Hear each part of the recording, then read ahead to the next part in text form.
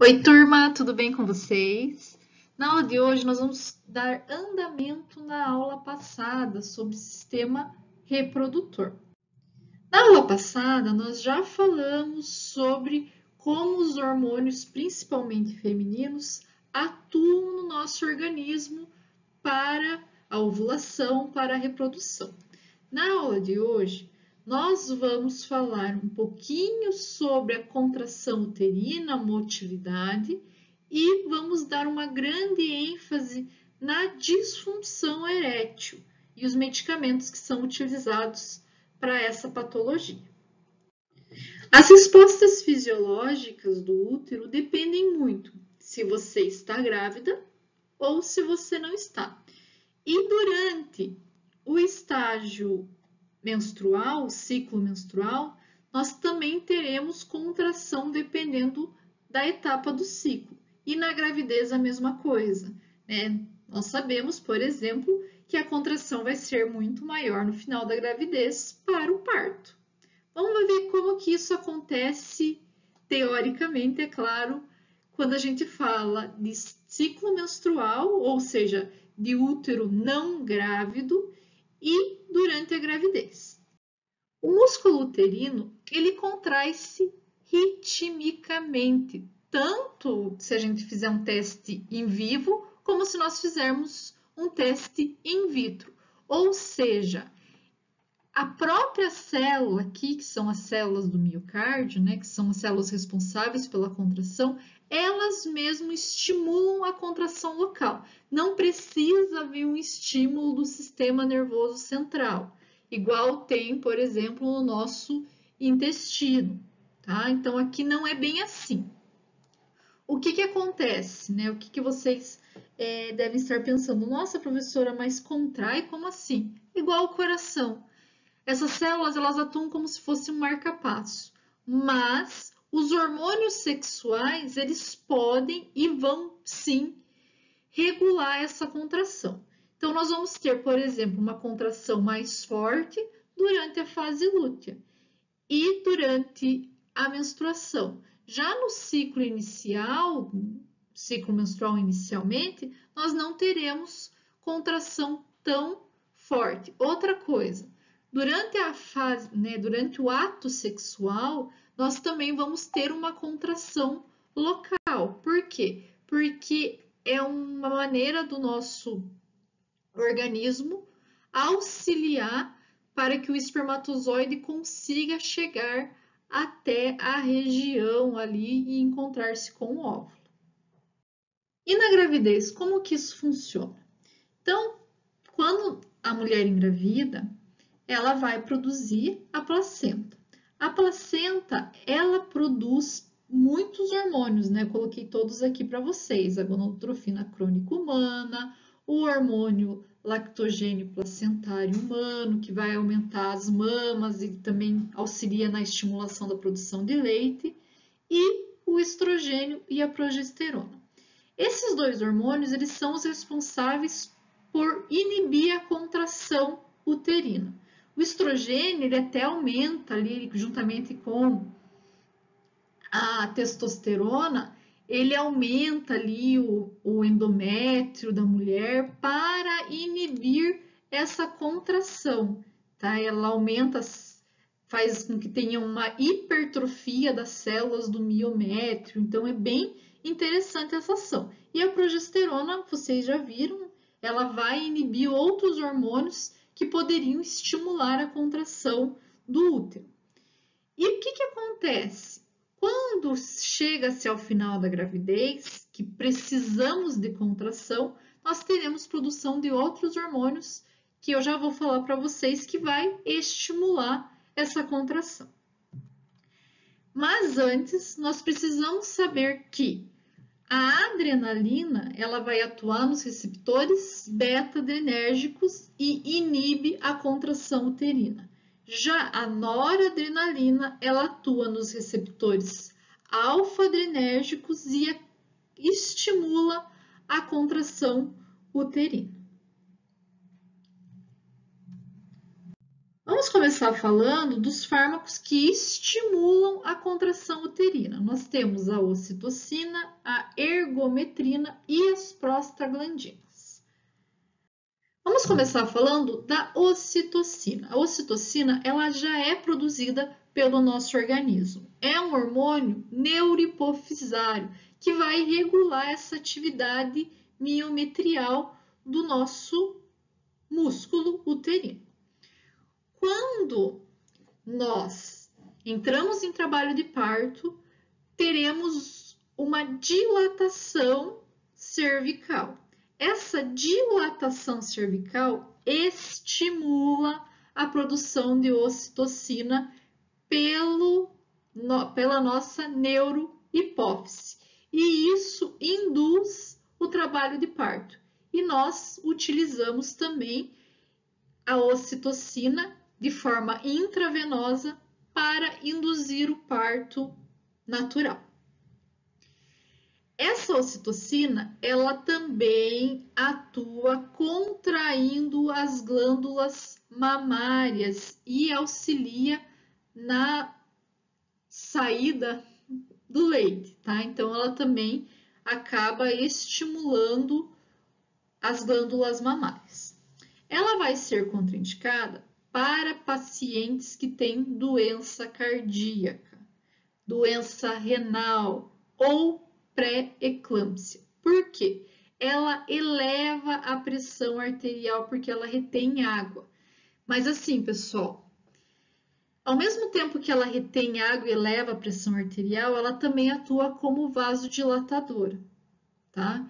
Então, tem que se pensar muito bem e por isso ela acaba sendo contraindicado para pessoas que já têm alguma doença de predisposição, né? Ou doença cardíaca, renal e pré-eclâmpsia, porque apesar dela ser vasodilatadora, essa retenção de água pode aumentar a pressão arterial da paciente e pode sim levar a um trauma e até mesmo ao óbito. Então tem que cuidar muito com a utilização desse medicamento nesse tipo de paciente.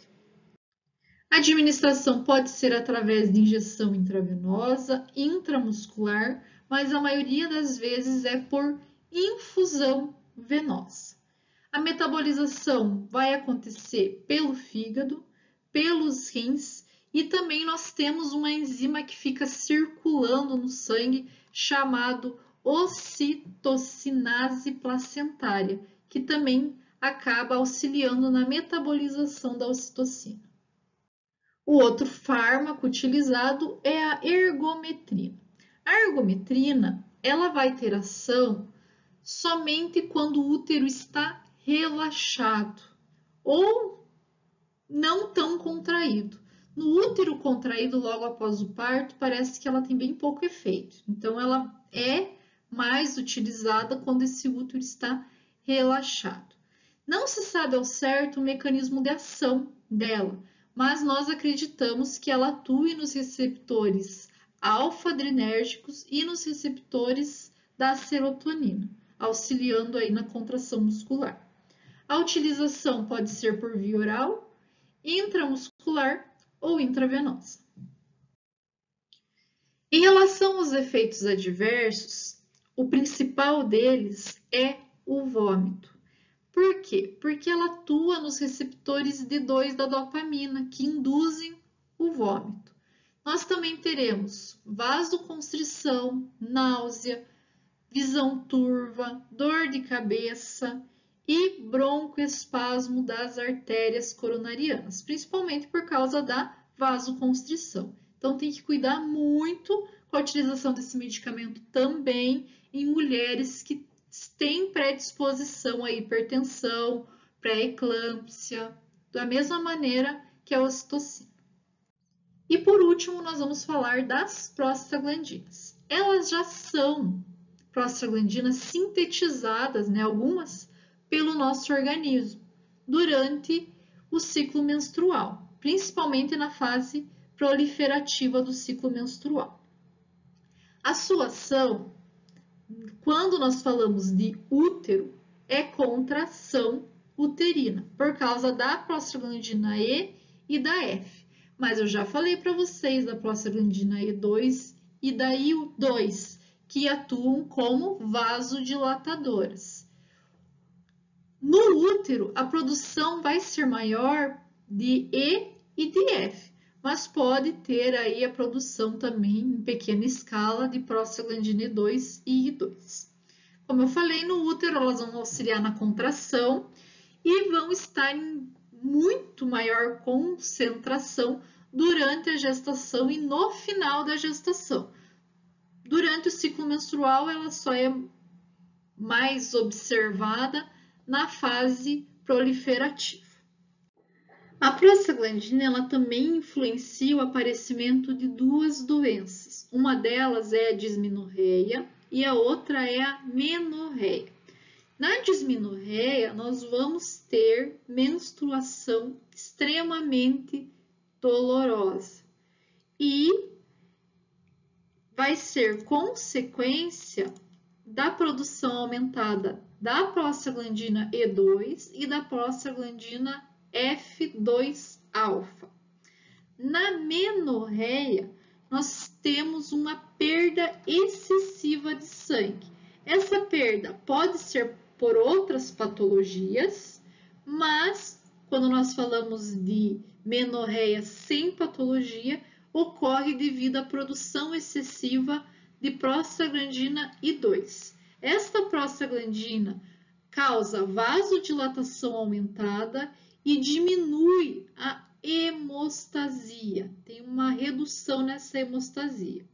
Nós já falamos um pouquinho sobre essa alteração, né, e sobre alguns medicamentos utilizados para doenças onde nós temos muita produção de prostaglandina. Nesse caso, nós indicamos a utilização de AINES para diminuir essa prostaglandina e, consequentemente, diminuir essas doenças. É claro que não para a patológica, né, pessoal? Somente para as que estão envolvidas com a prostaglandina.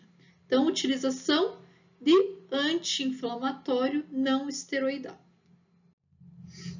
Então, como eu disse para vocês, a prostaglandina E e F, elas vão auxiliar muito no parto, porque elas auxiliam na contração. E é uma contração bem coordenada. Então, é importante essas prostaglandinas durante a contração uterina para o parto. Ela também auxilia no relaxamento da cervix e, consequentemente, num parto mais tranquilo. Quando nós falamos de utilização na obstetrícia, nós temos, né, como fármacos que são utilizados a dinoprostana, carboprosta, gemeprosta e misoprostol, que são bem utilizados. Como efeito colateral, dor uterina, náusea e vômito. E nós temos os fármacos que inibem a contração uterina. Muito utilizado na obstetrícia, principalmente para diminuir o parto prematuro. Então, como que esses fármacos atuam? Eles atuam como agonistas seletivos dos receptores beta-adrenérgicos, que, como eu falei para vocês, inibe a contração uterina. Nós temos dois fármacos bem utilizados, que é a ritodrina e o salbutamol. Salbutamol, vocês já ouviram, a gente utiliza também para o sistema respiratório, para asma, e aqui ele é utilizado para diminuir a contração uterina. Esses fármacos eles podem ser utilizados para inibir a contração espontânea ou induzida pela ocitocina. Também auxilia muito, como eu falei para vocês, para prevenir o parto prematuro, principalmente entre as 22 e 33 semanas. E ele consegue retardar o trabalho de parto em 48 horas, principalmente quando a mulher entra em trabalho de parto e o neném não está com o pulmão maduro, vocês já devem ter ouvido falar. Então, o que acontece? Administra-se esse medicamento, que é um agonista beta-adrenérgico, e administra um glicocorticoide. Esse glicocorticoide amadurece o pulmão, enquanto a mulher consegue segurar o bebê por mais 48 horas. É muito utilizado, pessoal, mas, como todo medicamento, tem que ter os cuidados. Então, nós temos sim alguns efeitos colaterais, que pode trazer risco para a mãe, como edema pulmonar, e para o bebê, como disfunção renal e retardo do fechamento dos ductos arteriosos. Então, tem que cuidar muito com a utilização dele também, mas auxilia muito na obstetrícia. E agora, nós vamos falar da disfunção erétil. Então, para podermos compreender a disfunção erétil, nós precisamos falar um pouquinho de fisiologia. Então, vou falar um pouquinho da fisiologia da ereção e depois vou falar dos medicamentos. Tanto o ato sexual masculino quanto feminino, ele vai ser controlado pelo sistema nervoso parasimpático. Então, quando nós temos estímulos táteis, por exemplo, nós vamos ter aí uma percepção pelos mecanorreceptores. Esses mecanorreceptores vão enviar sinal pelo neurônio sensorial até o nosso centro encefálico superior. Esse é um tipo de estímulo que nós podemos ter sexualmente. Podemos também ter estímulo erótico visual ou até mesmo pensamentos que nos dão estímulo. A partir do momento que nós temos esses estímulos, nós vamos então, através das vias descendentes autônomas, estimular o nosso sistema nervoso parasimpático. Esse sistema nervoso vai ser o responsável pela ereção. Do mesmo modo que está sendo estimulado o sistema nervoso autônomo parasimpático, o sistema nervoso simpático ele começa a ser inibido, tá? Então, teve-se o estímulo parasimpático, a liberação de neurotransmissores. Qual que é o neurotransmissor liberado pelo sistema nervoso autônomo parasimpático? Acetilcolina. Então, a acetilcolina vai fazer com que ocorra um aumento na produção de óxido nítrico pelas células e liberação desse óxido nítrico. Esse óxido nítrico, por sua vez, vai aumentar o GMP cíclico e o GMP cíclico vai fazer com que ocorra vasodilatação das artérias do pênis, o sangue vai conseguir fluir melhor naquela região e vai acontecer então a ereção. Então o sangue ele vai entrar lá naquela parte esponjosa do pênis. A disfunção erétil ela é uma incapacidade de atingir ou sustentar a ereção peniana. Geralmente é causada por problemas endócrinos ou neurais, por doenças como insuficiência vascular e também pode ser induzida por fármacos. A outra causa pode ser psicológica. Em homens com aproximadamente 40 anos, muitas vezes a disfunção erétil está ligada à doença cardiovascular e também à arteriosclerose. O que acontece? Quando se tem essas doenças, nós temos uma diminuição da produção de óxido nítrico pelas paredes vasculares e isso faz com que não se tenha o aumento de GMP cíclico e, consequentemente, não se tenha a ereção. Os problemas sexuais, eles também podem estar ligados à utilização de álcool, porque ele inibe o desejo sexual, ou à utilização de antidepressivos, porque ele diminui o libido. E claro, né, que toda vez que nós pensamos em disfunção erétil, nós pensamos em relação ao Viagra. Como que o Viagra funciona? Então, o Viagra, ele vai prolongar o efeito do óxido nítrico. E como que ele prolonga esse efeito? Ele bloqueia a fosfodiesterase 5. Essa fosfodiesterase é uma enzima que degrada o GMP cíclico. Então, por mais que às vezes a pessoa tenha uma quantidade pequena de óxido nítrico, quando a fosfodiesterase ela atua, ela degrada o GMP cíclico e, consequentemente, a ereção ela não ocorre ou não se prolonga. Então, quando nós temos uma inibição dessa enzima, a ereção ela vai se manter por mais tempo, podendo, né, claro, depois de se manter, chegar à ejaculação, que geralmente o homem que tem disfunção erétil ele não consegue chegar à ejaculação. Nós ainda temos outros medicamentos que atuam inibindo essa enzima, como a tadalafila, a verdenafila e a lodenafila. Provavelmente vocês já ouviram falar que esse medicamento tem alguns efeitos colaterais. Nós temos principalmente hipotensão, porque ele atua, né, no óxido nítrico, rubor, justamente por causa dessa vasodilatação, e dor de cabeça. Tá? Então, temos esses como alguns efeitos adversos.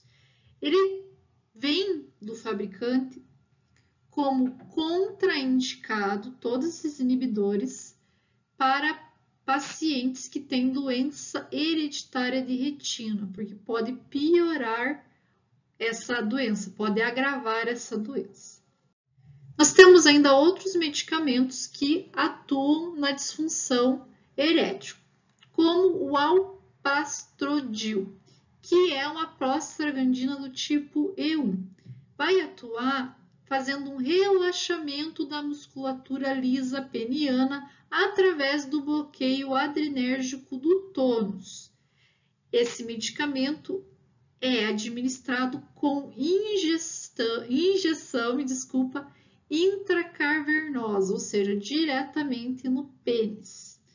Como efeito adverso, temos dor durante a ereção, hematoma local por causa da aplicação dessa injeção, fibrose, eritema, entre outros efeitos locais.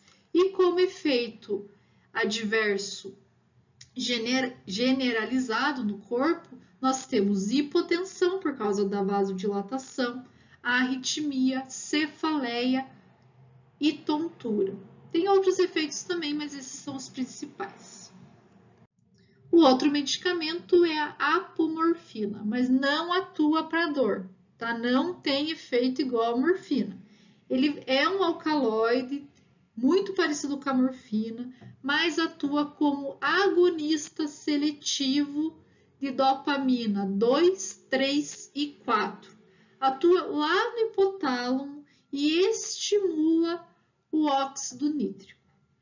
Como efeitos adversos, nós temos cefaleia, náusea, tontura, sonolência, dor, tosse e também hipotensão, porque vai ter vasodilatação. Pessoal, espero que vocês tenham gostado da aula. Foi uma aula bem rápida.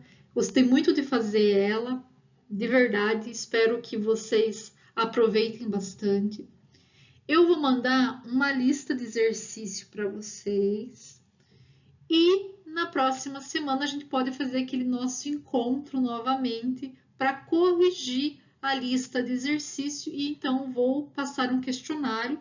A gente tem bastante conteúdo, né? Então, vamos parar um pouquinho, fazer essa lista de exercício e o questionário para não prolongar mais ainda o conteúdo e não ficar muito pesado. Qualquer dúvida, me mandem mensagem, fico à disposição. Tenham um bom final de semana e um bom descanso.